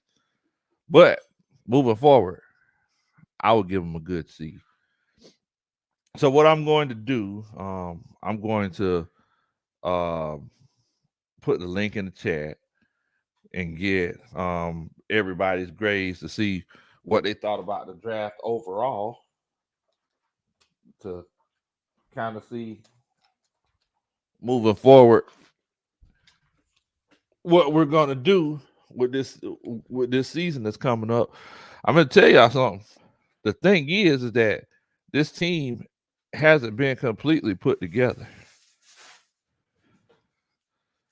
ATLGA Faithful said, Riz, number 9, leading us to win the division. The Riz, I still like Desmond Winter. I'm still rolling with Desmond Winter. I like Desmond Winter a little bit better. He's gonna be a good backup for me. Brian Peters said, my bad, though. He ran a 4.89. Well, look, it's still lower than 5. So I mean, that ain't too far off. Body back says we got holes. I don't. I mean, of course, every team has some sort of holes, but I feel like we did pretty much as good as we could do this offseason so far. But yeah, I mean, y'all let me know what y'all think as far as what we're going to do with this what we're going to do with this grade, because that's the whole beauty of the coaches meeting, right? That's the whole beauty of the coaches meeting. So yeah, y'all let me know what y'all think, and you know see what we got going on. John Higgins says, hey, I give him a B because now we got to cut Jay. Wow. Poor Jalen Mayfield, man. That first game against the Eagles, that poor young man, he ain't never had a chance to come back, bro. He ain't never had a chance to come back. I mean, and the crazy thing is that I was there. I was watching it. And I was just sitting there like, man, this kid finna catch it. I remember watching him walk over to the sideline. He was crying. I was like, oh, man. Somebody talk to him. You know how your grandma be like, somebody help him. Like, somebody help him. Somebody talk to him. Stand in front of him or something. You know what I'm saying? Nobody looked out for the young man, and he's still catching it to this day. Still catching it to this day.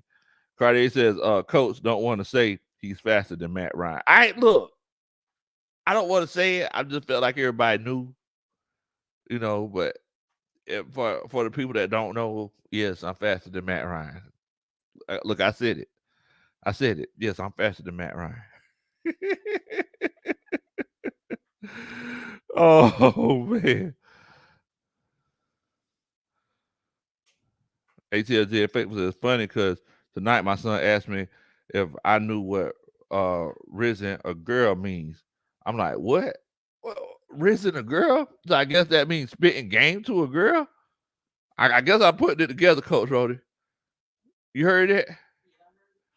Have you ever heard Riz before? I ain't never heard it either. Yeah, so yeah, you risen. Hey girl, come over here, let me riz with you a little bit. I got that riz for you. Oh man, Kevin O'Connor, he says, did get rid of Felipe Franks after make, man. See, you gonna make Uncle Steve somewhere shedding a tear. If you hear that you trying to get rid of Felipe Franks. Speaking of Uncle Steve, look at here. Yeah, I just got a form that you're gonna have to do some testing for that 40 time, just to make sure it wasn't drug aided. When you did that, we tested for some PEDs.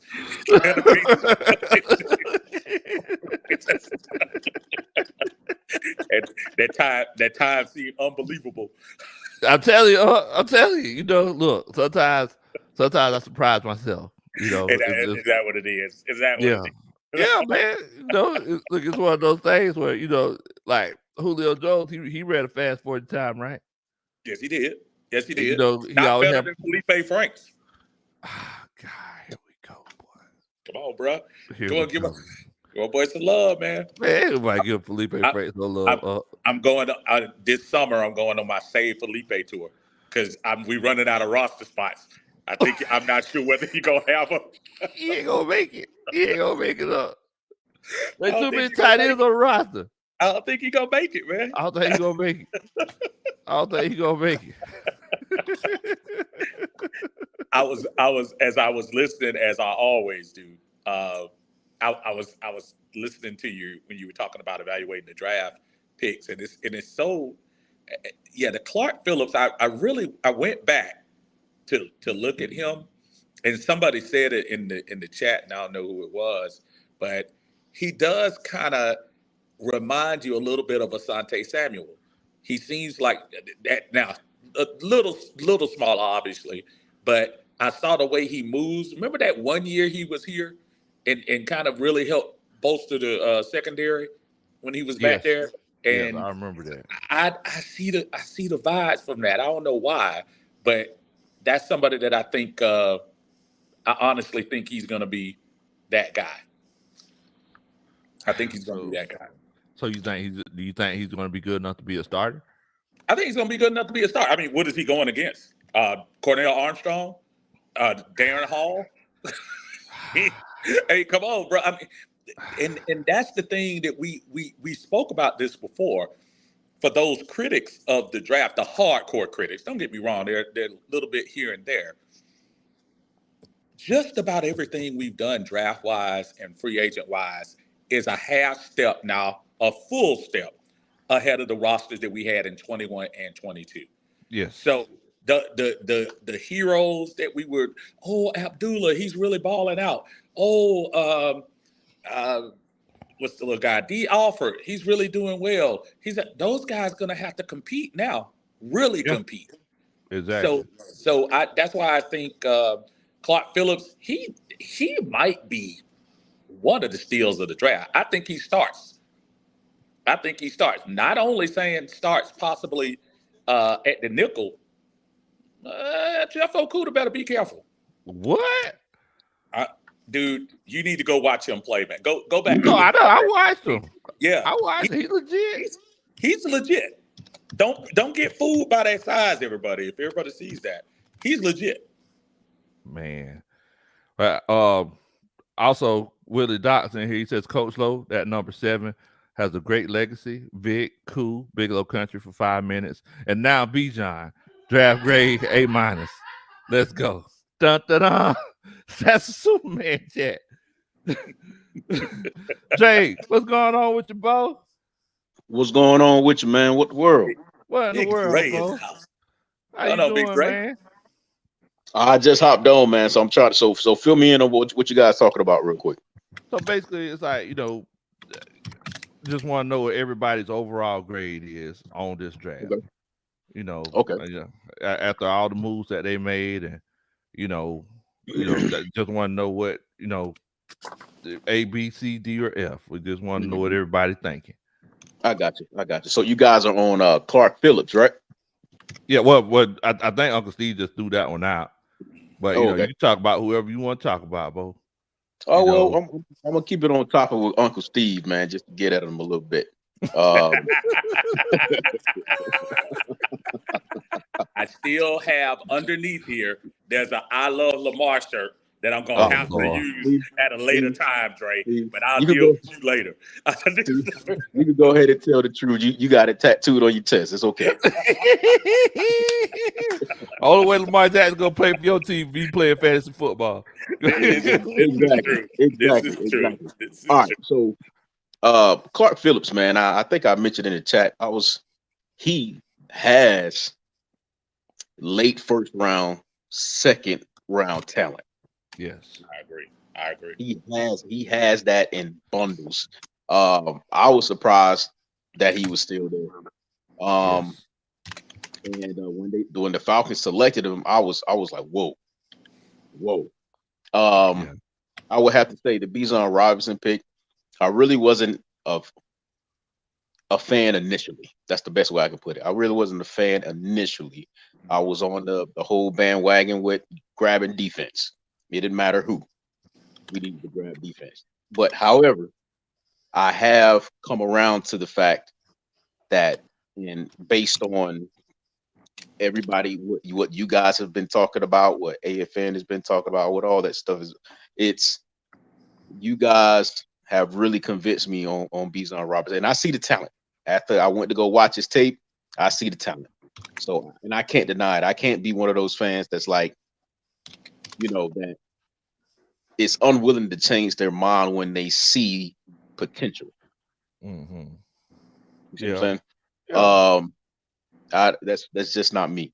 With that being said, Matthew Bergeron, I had no clue about this man. Me neither. Absolutely no clue. Me neither. I wasn't expecting the pick. Right. When they chose him, I was like, I was flabbergasted. That's the best way I could put it. I was flabbergasted.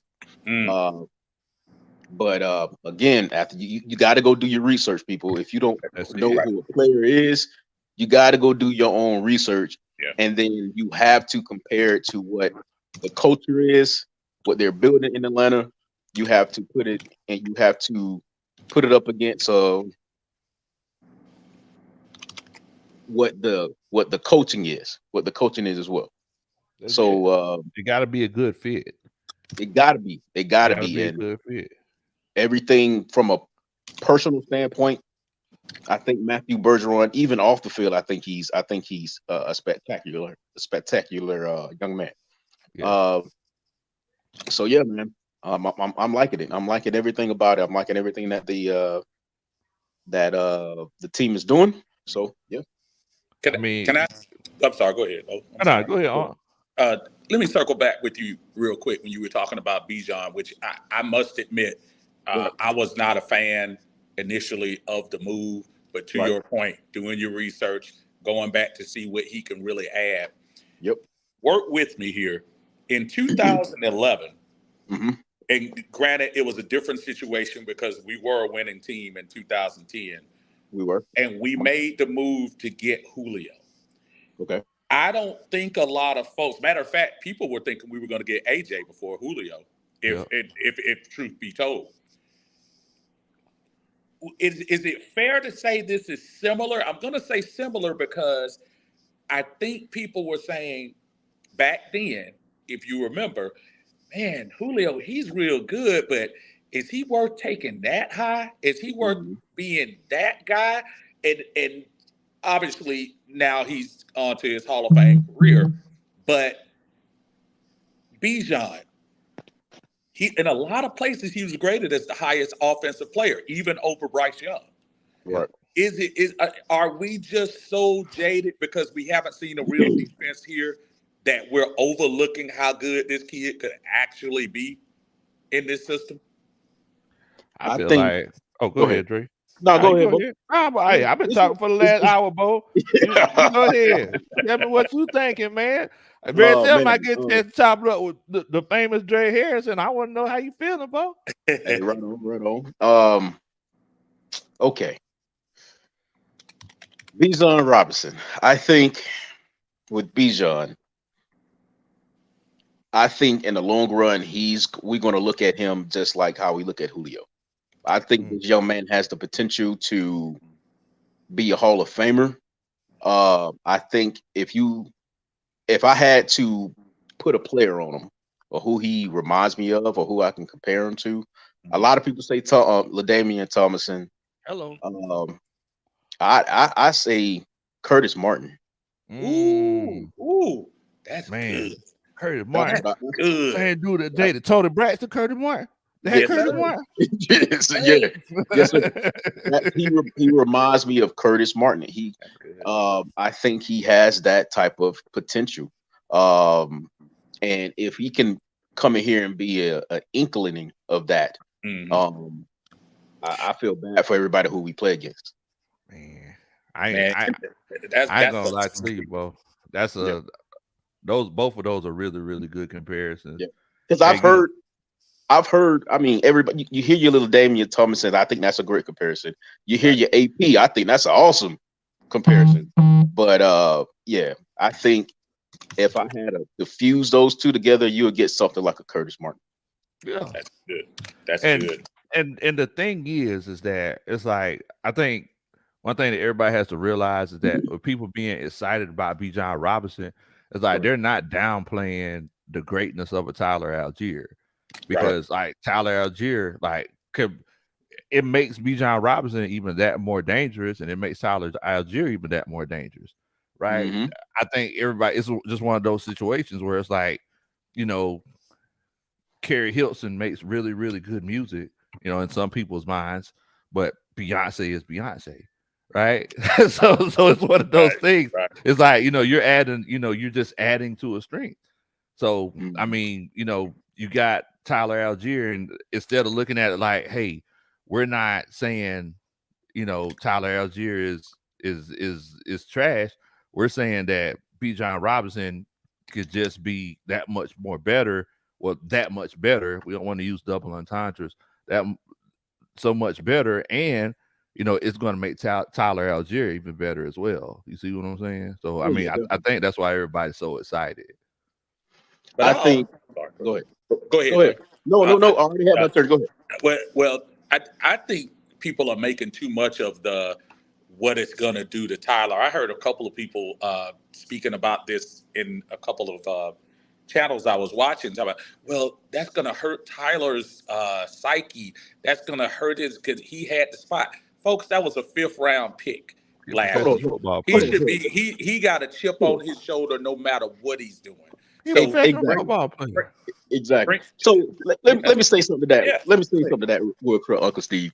Go ahead. I don't know what people who are saying this is getting that from. If anybody has played the game of football, if you are a warrior, yes, and I mean a warrior, you appreciate competition coming in there, because it's about the team first before it's about individual. Right. Football is a team sport, not an individual sport. Granted that everybody comes in here for their own self gratifications, or everybody plays the games for whatever self gratifications they play it for. But overall, it's a team sport, and it shouldn't. If anybody with common sense, and I'm not trying to degrade anybody, but anybody with common sense would see that a player like Bijan Robinson coming in and learning from Algier, who openly said that he wants to do that. Algier, first, he's about to bring his everything to the table. Exactly. Because iron sharpens iron at the end of the day. Iron sharpens iron. I mean, it's like, because Algier go ahead. Oh, I'm sorry. I didn't mean to cut you off, because I know it's one of those cases where it's like people are saying, hey, it's going to cut Algier's carries. But for the last 3 or 4 years, I've been seeing Aaron Jones and A.J. Dillon wreck the league. Exactly. You know what I'm saying? So it's like, it's one of those situations. Sometimes people put a little bit more ketchup on the hot dog than mustard. Sometimes they put a little bit more more mustard than ketchup. Sometimes it's the same amount. They're going to fuel each other. Exactly. That's what people need to gather from that. They're going to fuel each other. Right. Because if you seen how Algier and Huntley fueled each other. So imagine when Bijan comes into the picture. And then we still don't know anything about BJ on the practice squad. Right. That's true. Still don't. So we actually might have a 4-headed monster at the end of the day. And I got it. Everybody wants that Ace Boone Coon OG running back. But you have to understand the game. Running backs don't last long in the league. So if you have an amazing running back and Bijan Robinson and another amazing running back in Tyler Algier, and they both do things differently, but they do them spectacularly, then that just makes the team better. Right. That's just going to make the running game better. Exactly. Will, what's going on with you, Bo? What's going on, fellas, man? I ain't gonna talk. What's going on? I ain't gonna talk your head off, man. But this team will be more balanced, though. I see how Arthur Smith got Bijan Robinson.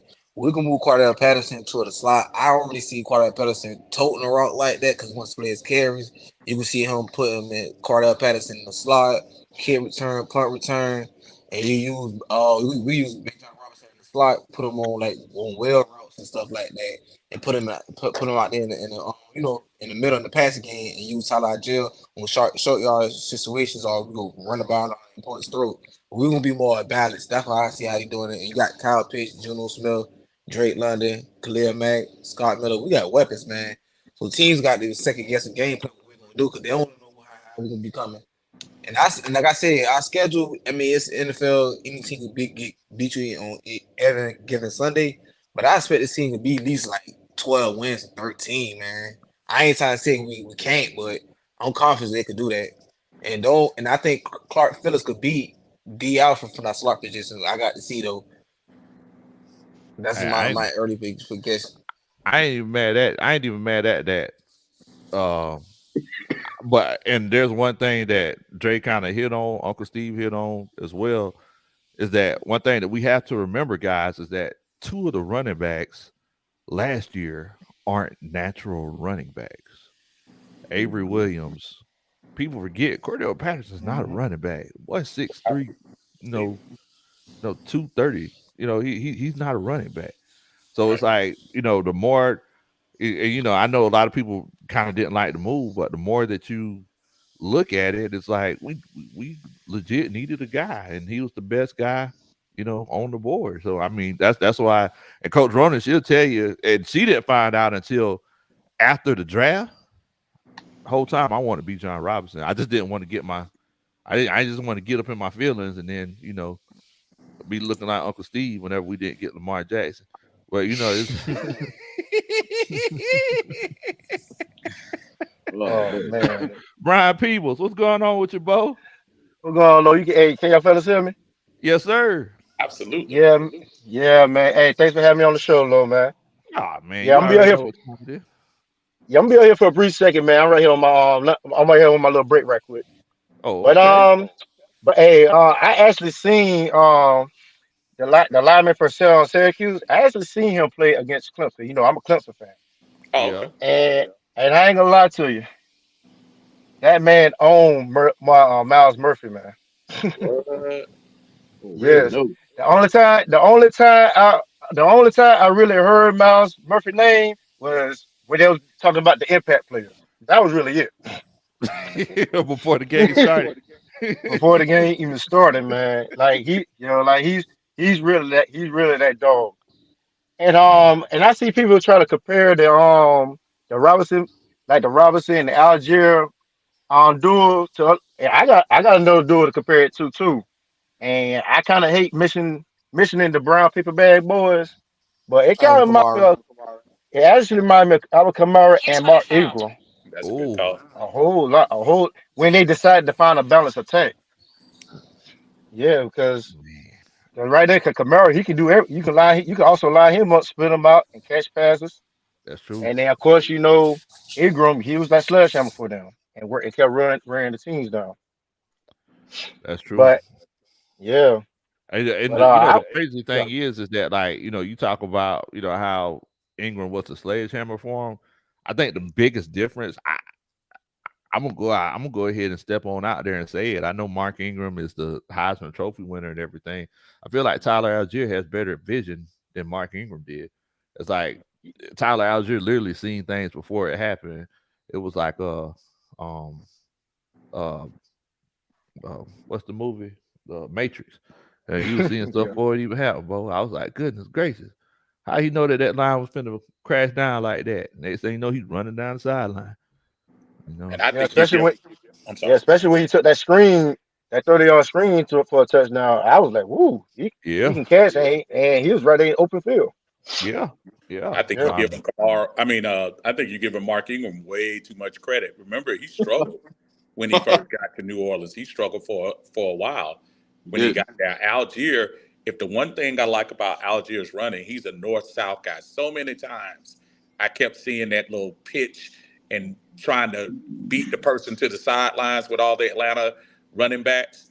Tyler Algier was one of the best north-south guys that I've seen here running, Yep. quite honestly. Uh, since probably Devontae giving him his flowers, but I'll even go back a little bit further, man, with Michael Turner, Yes, where he sir. wasn't trying to go for the Yes, sideline. sir. Yes, He was sir. looking for yes, something. Yes, yes, sir.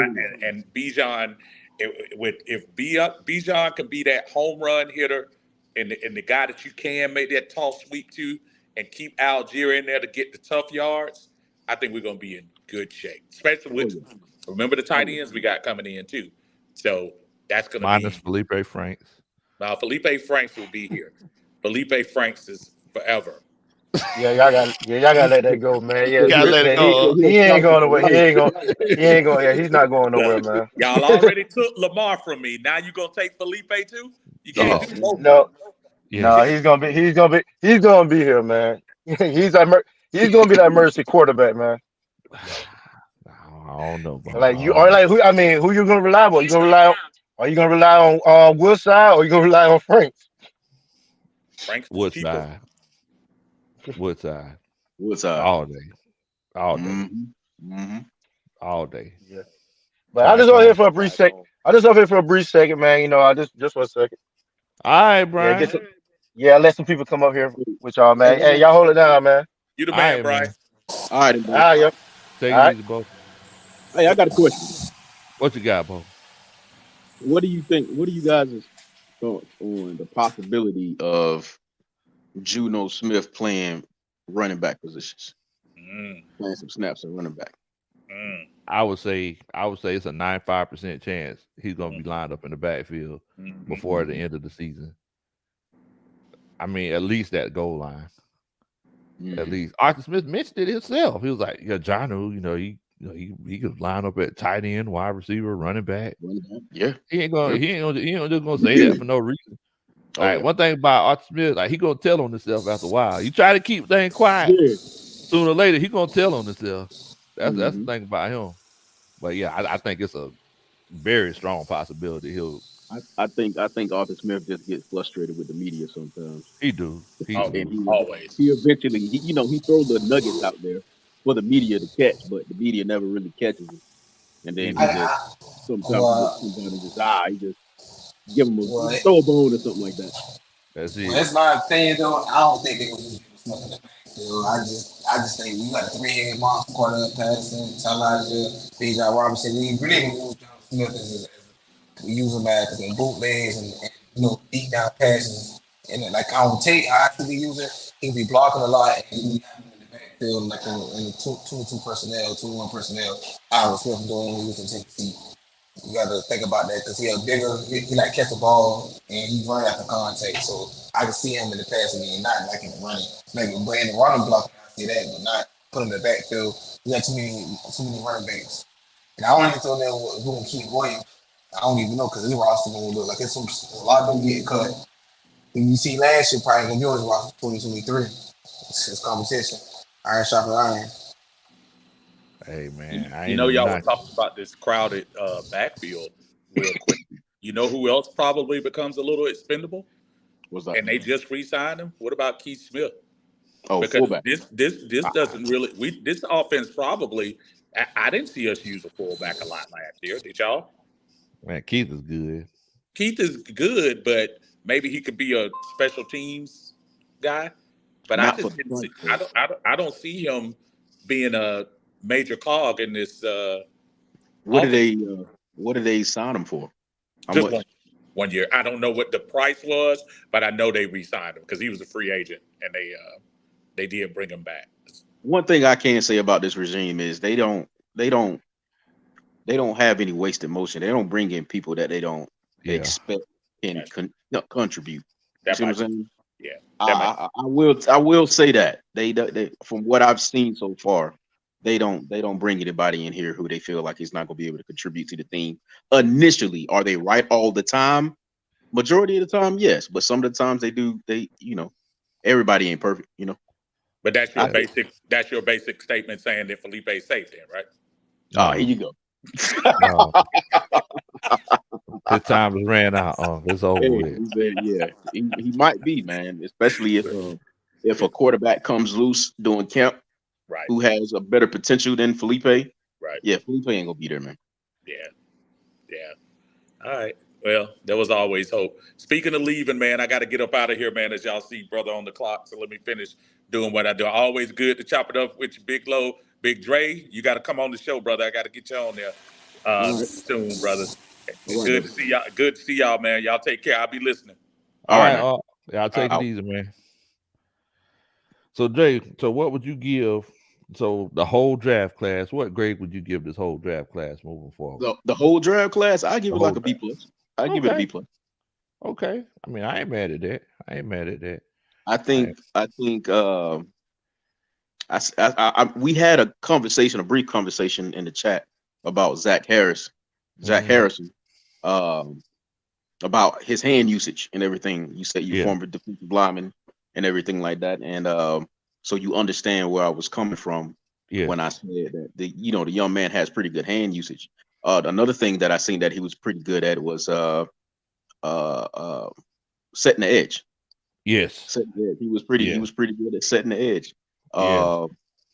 And I was pretty impressed with that. So I think the value for a guy or a player like Zach Harrison would probably be, if I had to give it a grade, I would give that I would definitely say about a B for that. I know, like the whole knock on Zach Harrison whenever they were checking him pre-draft was it was one of those situations where it was like they said that he was too rigid, but it was kind of like what you mentioned when he sets the edge. One Yeah. thing that he does well is like whenever he engages and like he's trying to like get to that edge, he does a Yeah. real good job of like flipping those hips around and peeking around the corner. And like, since he has those long arms, he can kind of reach out there and touch somebody's hand like a Diana Yeah. Ross song. Or, if he realized that it's a situation where, hey, I need to go ahead and crash down because this is Yeah. play action or what have you, you got In them his hips player around. in his player profile, they said that when he rushes with power in his Yeah. player profile. They say he's a real motherfucker when it comes to the power. And I said that only thing he really needs to work on is, actually getting some better pass rushing moves with his hand usage, because he has the power to actually affect the defender. A lot of people don't understand you can really affect an offensive lineman if you're a defensive lineman with your hand usage. Because if you can beat them with that, and especially if you got the powerful hands to actually stun them, it goes back to that club like Deacon Jones used to have. So if you Yes. got something like that in your arsenal, yeah, it's more than one way to skin the cat, which There's is more than one way to skin a cat, Bo. yeah, You it's more know, than one way to skin the cat. And the beautiful thing about Deacon Jones is that if you watch him, some people say he looked like he was going crazy when he was rushing the passer because his Yeah, hands were always coming down. But and that's see, who yeah, Zach Harrison remind me of. it does.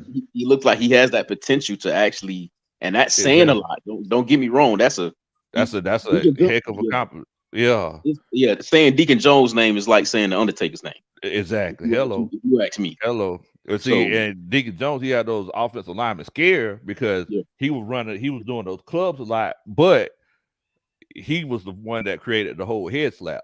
yeah, So it's like they didn't know. So they were doing this right here because they didn't know if he was gonna, club or he was gonna mhm, just slap you upside the head, and then mhm, they did the rights after that. yep. Larry from the Dixon Way, what in the world, Bo? What in the world, Bo? Appreciate you having me on. What's Hey going on, man, man? appreciate you for coming on and chopping it up with old country boy, man. Thank you so Hey, much. thank you for having me on, man. What you think about this draft, Larry? I at first, I'm gonna be honest, full disclosure, I did not like the Bijan draft pick. I wanted a defender or offensive lineman. I was thinking build the trenches and go from there. I thought that Peter Skoronsky would help Ritter and Algiers. I mean, I just didn't see why would we draft a running back when we had a 1,100-yard running back. But with that said, I know that Arthur Smith wants a dominant running back. He wants a bell cow running back. That's why he had the most success in Tennessee, and that's the way they went. It kind of felt like two different things. The offseason, like I put in the chat, I think the offseason moves, picking up Calais Campbell, picking up Bates. I can't pronounce it. Ojala, well, however you pronounce his name. David Guy, Automata. David yeah, Automata. that we got from the Saints. I like all of his moves, Terry moves in the offseason. I mean, but that first pick kind of threw me off because I felt like Calais Campbell and Grady could have been a great mentor to Jalen Carter. But I understand that they wanted to go Bijan. We didn't have a face of the franchise before, to be honest. That's So true. I think this pick was half about his skill and also half about his marketability. Because you Right. see the kid smile, you see his personality. Looks like a great young man, So I think that's the whole thing. And then when you pay Kuoff to get his number and give him the number 7, it's kind of come full circle. Like, okay, we're definitely making you the franchise player. We're going to give you this number, and we're moving forward. Now, I'm sure that we're going to see number 7 billboards plastered all across 285 and Oh, yeah. 85, 75, north and south. So just get ready for the BJ train, man. While I was skeptical about the pick, I'm all in on the Bijan train. I don't know how Arthur Smith's going to make them two work with Algiers because he is 11. I mean, he broke the rookie record for the Falcons. So running the ball wasn't a problem for us. That's all I'm saying. Like I'm not upset at Bijan was a pick, more so that a strength of ours running the ball. That's all. It's one of those situations where it's like, because I used to work in auto sales. I used to be a car salesman back in the day. Yeah. And I used to tell people, that sometimes people used to come in and their financial situation wasn't that good. And I told them, look, you don't got to marry this car. You just got to date it for a while. Or this is just a get back. You know what I'm saying? So, I would have had a soda and, no disrespect to anybody who drives like a Nissan Versa or, you know what I'm saying? Or, a Honda Civic. Meanwhile, they came in there trying to get a Hellcat or they came in there trying to get a Red Eye or, something like that. And, and I'm not saying that Tyler Algier is trash. I'm not saying that. No, I understand. It's a completely different story, riding, from here to Daytona in a Nissan Versa and riding here to Daytona in a G-Wagon. I mean, you still gonna get there. No, I understand. You know what I'm saying? Yeah. Like Bijan is definitely on paper coming out of college. He's a much talented player than Algiers. I understand that. You know what I'm saying? I just felt like we had more holes to fill as a team. But even with being disappointed with the pick, I'm 100% down, 10 toes down with Super Bijan. That's what I'm calling him. So he can run, he can catch. He probably can play the wildcat quarterback sometimes too to give us a different look. I'm ready, man.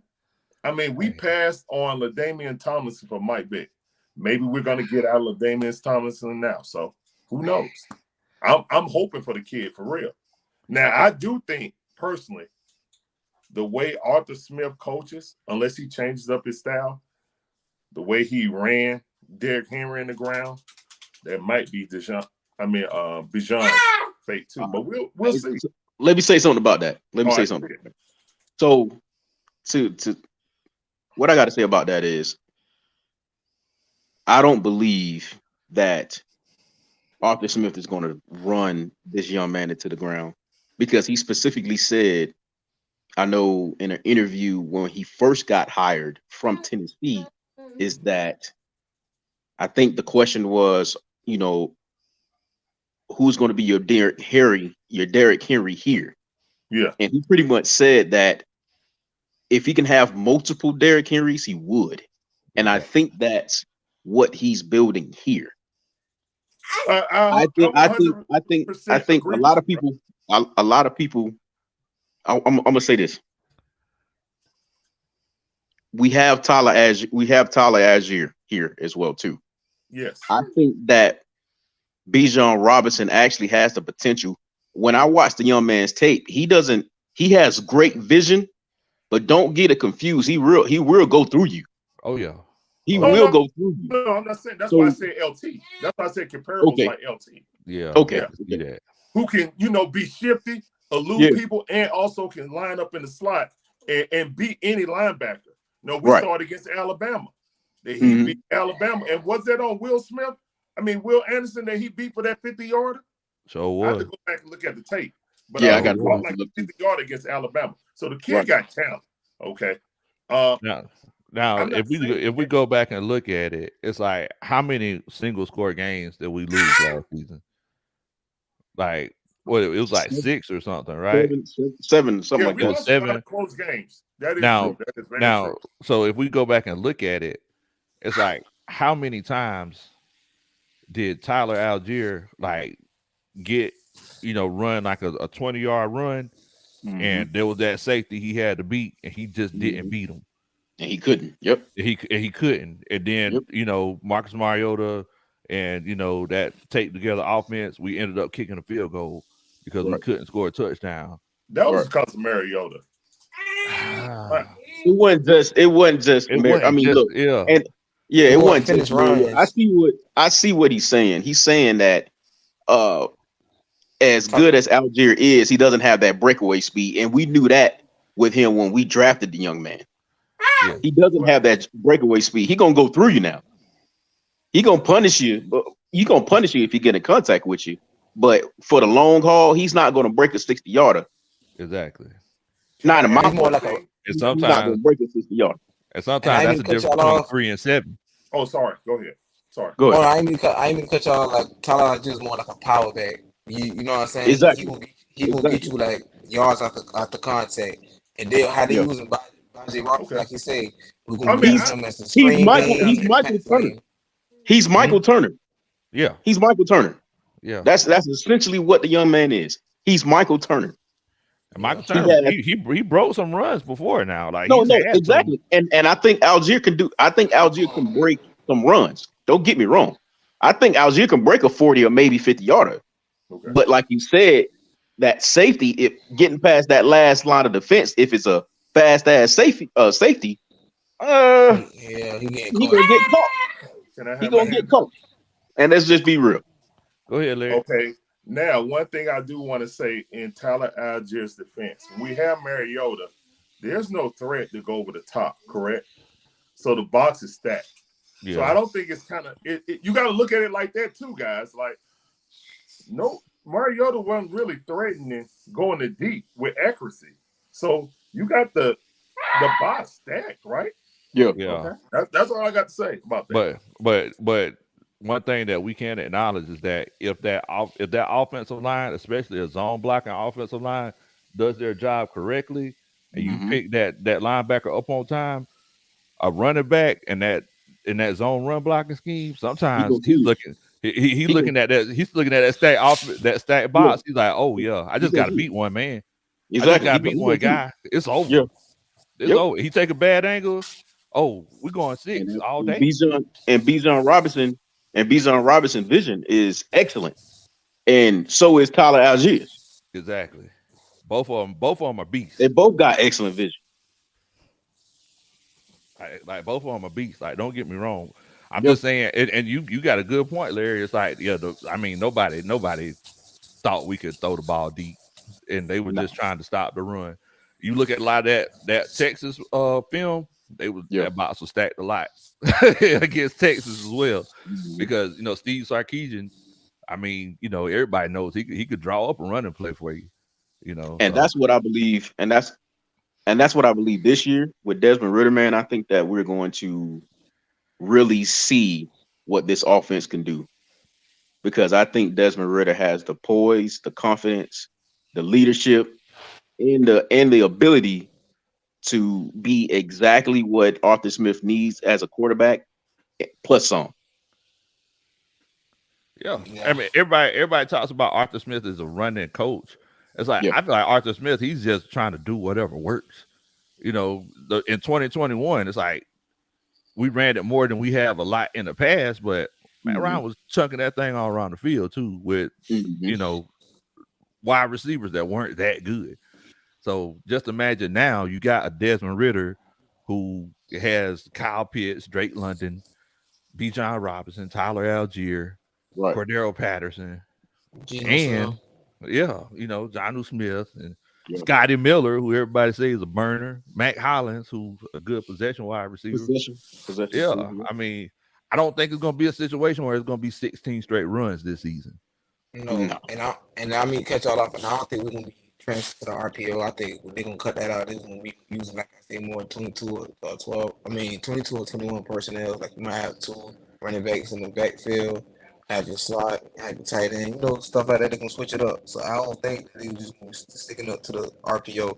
To my opinion, I don't think they're going to do that. I believe they might use RPO for if things start to stale. If the offense starts to stall, I think the RPO will be thrown in there to change some things up so the defenses can now look at the offense and say, okay, is the quarterback going to run or is the running back going to run? You see what I'm saying? So I think we might implement it that way as well too. Also, I think Arthur Smith base offense is single back, double tight end. So I don't know how we're gonna run 2 running backs if we run out of that system. Just food for thought. That's his base. We're not going to. We're going to have multiple, just like our defense. Our defense is neither going to be a 3-4 or a 4-3. Our offense is going to be the same way. Yeah. So we're not. I got what you're saying, Antonio, about the base offense. That I believe you may be right on that. However, we're going to run. We're going to see multiple offenses. We're going to. I hope so. I have more faith in Bijan than Arthur Smith. Just word. Yeah. I mean, that's just me. I'm with you. I'm with you on that one. You know, and it's kind of like I was saying on my show, you know, a couple of weeks ago. It's like the same way the offense has gotten better and the defense has gotten better, just personnel. Mm-hmm. You know, let's just hope that, you know, the coaching staffs are getting better as well. Like, let's hope they're putting in their work to try to see what they can do about, you know, certain plays for certain situations. Like, okay, you know, what happens if we have a 3rd and 19? You know, do we have a play set in place just for this particular situation that we know is going to work? We'll bring it out only 3 times a year, or I mean, you know, just random things like that. So I feel like Arthur Smith, I feel like he's really trying. I think he is too. I think Arthur Smith is. I think he's a secret genius. I'm not going to even lie to you. I think he's a secret genius. I think. I don't know about that, bro. We disagree. I think no. Hold on. Let me explain. Where in the world, Bo? All right. So I'm going to say it like this. We had like the number 3 rushing offensive line.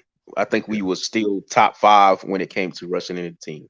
No, it's number 3. You're correct. Number 3. So when it comes to that, when it comes to running the ball, I think he's a genius. I think we're going to see the genius of Arthur Smith when it comes to when designing plays to get our tight ends and wide receivers open. I think because they already said it on NFL Network, the new identity of the Falcons, or what they're trying to do, because, you know, they always like to throw shade at us. What they're trying to do is run the ball.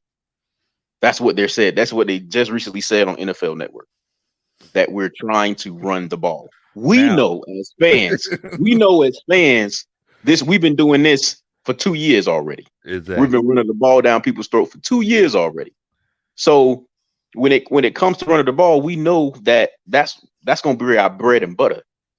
But so many teams are going to be expecting that and not realizing, because all the attention is going to be on Bijan Robinson. And they're going to forget all about old Desmond Ritter. Exactly. And Desmond Ritter going to light their ass up. Now, I do agree. Bijan definitely helps Desmond. Yeah. I think he does. And I like the attitude that Ritter has in the offseason, trying to get the guys together and work them out. So, yeah, that's all promising. If Bijan can catch like I saw him at Texas, another option. Now, do you think that Bijan running and us being geared like that, do you think that Pitt should be moved to wide receiver number 2? Because I think he's blocking more. No, I don't. No? Okay. I think Kyle Pitts can stay playing as tight end. You know what I'm saying? This has got to learn how to utilize Kyle Pitts. Kyle Pitts is a good yards after catch. Tight end. He's special. You might know Travis Kelce. He just Arthur Smith got to find ways how to use them tight ends. Yeah, and we good to go. To caveat on what he said. Yeah. I'm gonna hit it from another angle, from a business angle, let's say he does move him to wide receiver 2, and he balls out for 1,400 yards, or 1,400 yards. He balls out. Now he can go into the deal of his contract as, hey, I played wide receiver 2. Wide receivers, we already know, get paid. They get paid more it's a Jimmy Graham effect than tight ends. So it will behoove Arthur Smith, and I like I said, I think he's smart enough that he already knows this. He's going to keep Kyle Pitts at tight end number 2. I mean, not tight end number 2, but as tight end. But as a tight end, not a wide receiver. I think last year, you know, they were having him in line a whole lot more. He wasn't split out wide as much. Yeah. I feel like that was part of the whole teaching aspect that Arthur Smith was trying to go through. I feel like Exactly. he was trying to teach him how to be a complete side end. Yep. You know, it's kind of like what we used to say whenever I was coaching. No Mhm. block, no rock. You know, Yep. if you ain't blocking, I ain't finna give you the ball. I can't even give you the rock. You know Exactly. what I'm saying? Exactly. I feel like I do feel like you know, Kyle Pitts is probably frustrated after last year. He's coming back from an injury. I feel I like he's think gonna he's, get split out wide a little bit more. I think he's motivated. Oh yeah. Oh yeah. I think But he's I Oh yeah. think 75% of his catches was split out wide. So his It- catches came from the wide receiver position. Yeah, year don't one. don't get me wrong. Yeah. He's going to take those. He's going to go out wide a few times this year. I just think when we actually look at the numbers by the end of the year, he's going to have more snaps as a tight end than a wide receiver. Yeah. I mean, Y'all got more it, faith in Arthur Smith than me. I mean, Yeah. Hey man. Hey, and one I more mean, thing, man. how can you not? My bad, brother. Go ahead. Oh, I ain't mean to cut y'all off. I was saying, which y'all positions think is how I reckon will be for the NFC South for our division, like as I win the record compared to like the other NFCs, like the NFC West, the NFC East. Which y'all prediction us our record to be moving forward? I know we ain't got into the season yet. Which y'all think we like 11 wins, 12 wins, 10 to win season? I mean, it's like I feel like a lot of the teams that we were going to be playing against got better. Like Detroit Oh, looks like legit. You know, Dre, he was talking earlier about how some players just fit some schemes and some teams. Like Mhm. Jameer Gibbs fits Detroit. Like Mhm. that's going to be a match made in heaven. Him and Dan Campbell. But I'm going to tell you something. I feel like, first of all, I think we're going to win the NFC South. I'm not There just you go. being a homer, but I feel like we're going to win the NFC South. I don't see Carolina. It's like they have a rookie quarterback, and you know, yes, he's taken first overall, but you know, I feel It take like, time. yeah, it takes time, and I mean, yeah, we got basically a rookie quarterback. He's only played 4 games, but you know, we got just a little bit more put in place than Carolina does.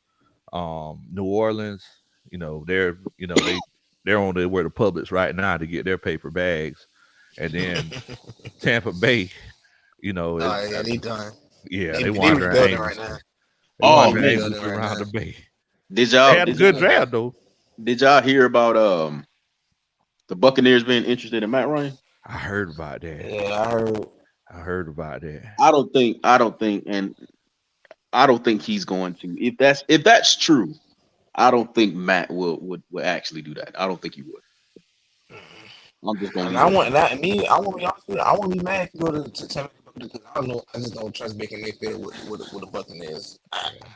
I mean, get your Mike money, Evans, man. Chris Godwin, and you already know Levante David want to not Levante David. What's his name? Devin White want to get traded because he know that Yeah. team might run rebuilding right now. Oh yeah, He they already yeah. know it. They going Yeah. down. I They think I, rebuilding right now. I think if Matt goes, I think Matt's like a mercenary now. He's just trying to get as The much ring. money as Money. he could get Mm-hmm. before he shut it down. So I mean, I ain't knocking him. Like, go ahead and get your money. You know what I'm saying? End of the day, that's what it's all about. Go ahead and get your paper. I Yeah, wouldn't man. mind. Good. I wouldn't mind if he came back on the staff. If you ask me. Oh, I would Yeah, love it. I would love it. But but you yeah, know, man. Man, that'll be good years screen though, down the man. road. Yeah, That'll definitely. be years down the road. Matt, he got to raise the ice cubes. He just had another baby.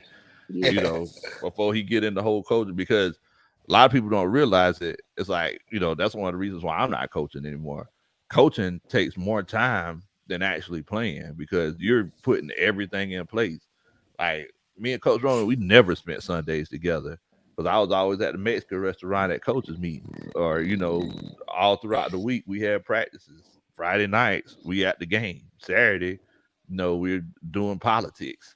So it's Mhm. like, you know, I put in 100 hours a week. Now I just put in 40 hours a week, and you know, Yeah.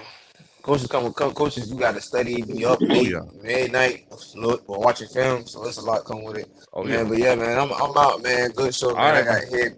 head back to work and tight this day over, man. All Hold right, it down, man. man. Take it All easy. right. You Yeah. So Larry, before we shut it down, what grade would you give the Falcons draft class before we shut it down? give our draft class a C plus. It was some players that I wanted. Like I wanted DeJuan Jones over Bergeron, but I'm glad that they got offensive linemen to fit with Bijan and Algiers. And let's see, man.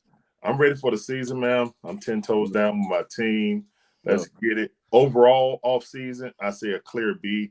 I like the off-season moves more than the draft, but combine them, I say a B, straight B.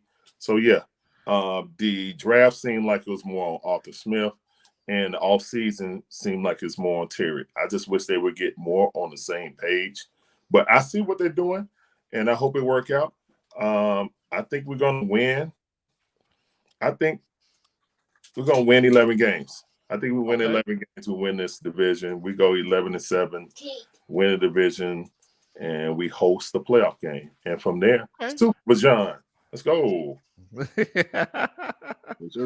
What's your prediction, Dre, as far as like what how we're going to end the season out and everything? I think I am in agreement that the Falcons are going to win. I think the Panthers will probably come in second. The Saints will be third, and the Bucks will be last. I think our record will be 13. I think we can go 13-4. Okay, I ain't mad at that. I think we can do 13-4, man. I think if we could win those half of those games that we lost by one score, we'll be fine. So if it's 7, we win 4. Okay. I'm kind of with Larry. I'm thinking 11-6. I think it's going to be one of those situations where we still going to have some games where we're still trying to figure things out and things like that. But I definitely feel like we're going to win the division and host a playoff game. It's going to be a fun season, fellas. I haven't been this confident in the Falcons in a while, man. It's been a while since I've been this excited and confident in what the Falcons are doing. And I'm like you said, brother, man, 10 toes down. Like I bleed black and red when it comes to this. So I'm extremely excited. Rookie of the year for Bijan. What? Rookie of the year and Ritter most improved. There we go. Wow. If we're 11-6, there has to be the case. That has to be the case.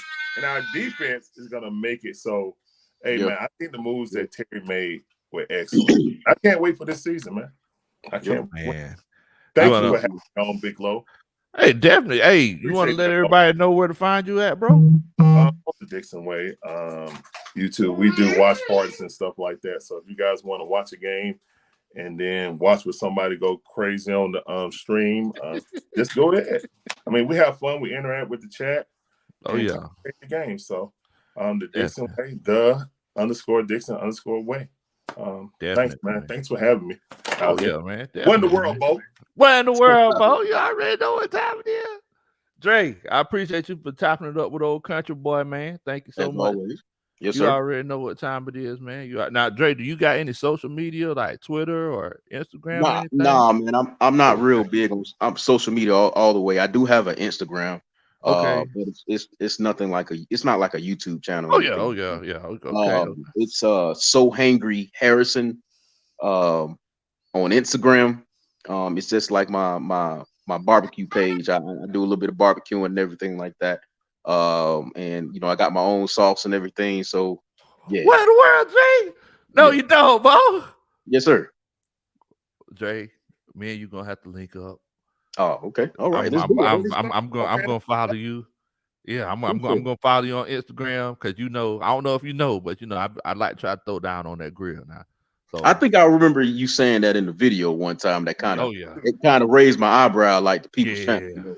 Yeah, I last week for the draft, I made rotel dip on the smoker. So I had some cheese and some onions, that rotel that then I put in some cream cheese in there. Then I had that hamburger meat and shrimp, green onions. Oh yeah, that thing was hitting, bro. I put it on the smoker for like 45 minutes, kept stirring it up. Okay. All right, I see you. Yeah, Yeah, we definitely got to get up, man. We'll I'm already subscribed to you, so Oh yeah. Yeah. We'll definitely link up. Look, for everybody that's watching, thank y'all so much for chopping it up with us. We finally got a chance to sit down and talk about this draft and talk about the direction that this team is going in moving forward. Make sure that you hit that like button. Make sure that you hit that subscribe button. Also make sure that you go over to the shorts channel, the shorts part of the page, where it'll explain why I'm wearing the number 7 jersey, because trying to be the next quarterback for the Atlanta Falcons. But in the meantime, y'all take it easy. Don't do anything that I would do, man. What in the world, Bo?